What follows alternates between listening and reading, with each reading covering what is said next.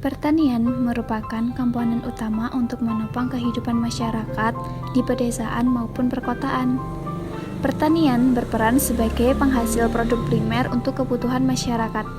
Selain itu, pertanian juga berperan sebagai penyedia kebutuhan pangan, menyediakan bahan baku industri, sebagai sumber tenaga kerja untuk mengurangi angka pengangguran, serta membantu perekonomian negara.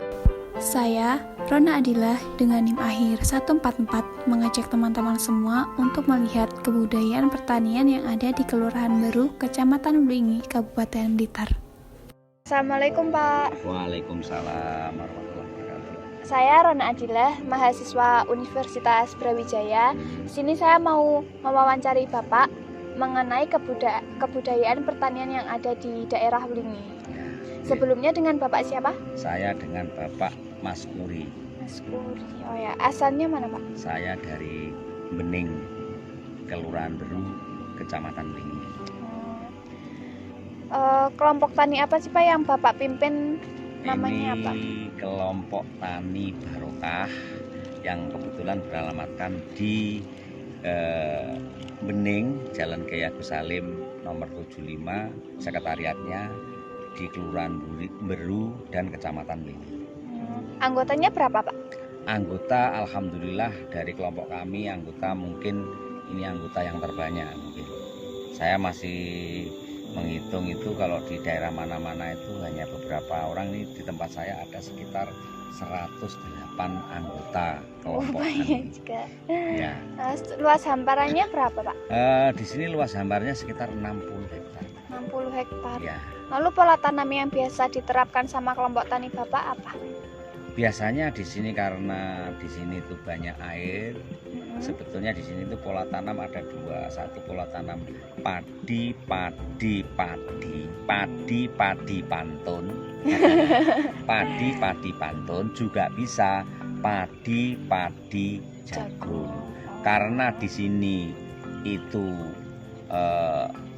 menghindari dari tanahnya biar tidak terlalu asam dan becer, itu kami menerapkan di kelompok kami adalah pola tanam padi jagung.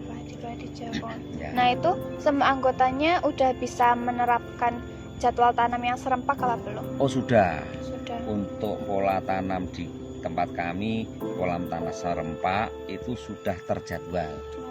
Dan itu berdasarkan aturan kelompok. Semua sudah terjadwal dan itu pun kalau ada yang melanggar itu ada sanksinya. Ada sanksinya. Betul. Lalu dalam membuat persemaian itu menunggu setelah panen atau sebelum panen udah ada persemaian gitu? Oh, kalau di sini itu rata-rata yang kami terapkan adalah setelah panen. Jadi setelah panen usai baru kita adakan persemaian sesuai dengan jadwal yang ditentukan. Biasanya antara persemaian dan tanam itu jeda 1 bulan. Oh, berarti umur mau tanamnya itu 1 bulan? Ya, sekitar paling cepat itu 27 sampai 35. Jadi tercepat berapa dan terlambat berapa sudah kami hitung. Itu tidak boleh. Ya. Kalau yang melebihi dari itu pasti ada sanksinya dari kelompok. Lalu sistem tanam apa, Pak, yang diterapkan sama anggota Bapak di sini? Sini ada dua, yaitu sistem tanam tegel, ukurannya biasanya 27-30. Kalau yang jajar legowo, sistem satunya adalah jajar legowo, itu 21. Ya. Lalu ada kegiatan gotong royong apa aja, Pak, yang dilakukan anggota kelompok Bapak yang di lahan pertanian gini? Oh banyak. Ini kalau anggota kamu di kelompok kami itu sudah teragendakan setiap kegiatan-kegiatan kelompok seperti satu susuk wangan. Susuk wangan itu gimana, Susuk Pak? wangan itu membersihkan irigasi, saluran irigasi untuk memperlancar pengairan di dalam waktu pengolahan lahan. Lalu juga ada pembersihan jalan usaha tani dan pembuatan jalan usaha tani. Itu yang terprogram semuanya. Juga ada istilahnya apa itu namanya, bersih-bersih di daerah yang nanti dibikin untuk kegiatan. Maunya kegiatan apa, di situ kita bersihkan bersama-sama. Bahkan ada jembatan rusak, mungkin ada gorong-gorong yang rusak, yang untuk aliran daripada irigasi ini kami kerjakan bersama-sama. Lalu kebiasaan apa Pak yang biasa dilakukan ketika menjelang dan saat musim panen? Biasanya yang bisa kita lakukan itu adalah ada dua.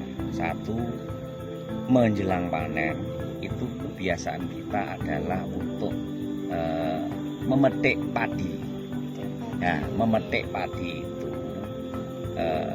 sudah tradisi dari nenek moyang kita, yang kita kembangkan, yang kita pertahankan sampai hari ini, karena itu adalah implementasi daripada rasa syukur.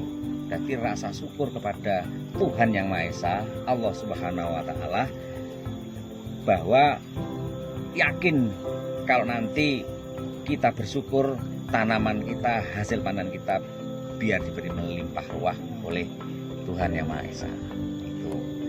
Dan tradisi yang teragendakan di kelompok tani adalah tradisi tahunan. Tahunan itu juga ada tradisi untuk syukuran bersama.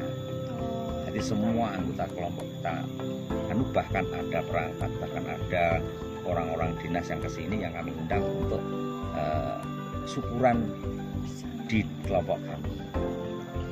Lalu Bapak tahu nggak ada berapa kecamatan gitu yang melakukan tradisi metik padi ini? Oh, masih banyak. Saya lihat di daerah-daerah kecamatan yang lain di Wlingi saja itu banyak kelompok-kelompok tani yang masih acara memetik padi itu mempertahankan tradisi ini. Mempertahankan tradisi rasa syukur ini di daerah kecamatan lain pun juga masih banyak. Jadi masih terlestarikan. Masih terlestarikan. Lalu, memang harus dilestarikan. Oh iya. Lalu ritual itu tuh dilakukannya setiap musim panen atau hanya setahun sekali? Ya ada itu tadi, ada dua musim sebelum panen. Oh, iya. Itu memetik padi biasanya. Dan musim tahunan itu biasanya kita sama-sama untuk berkumpul dengan kelompok dan yang terkait untuk syukuran karena kami sudah berhasil untuk panen bersama. Oh, terus itu tadi kan Bapak nyebutin pola tanamnya padi jagung. Ya. Nah, itu tradisinya itu dilakukannya itu cuma hanya musim panen padi aja atau saat panen jagung juga dilakukan? Ya, semua kita lakukan untuk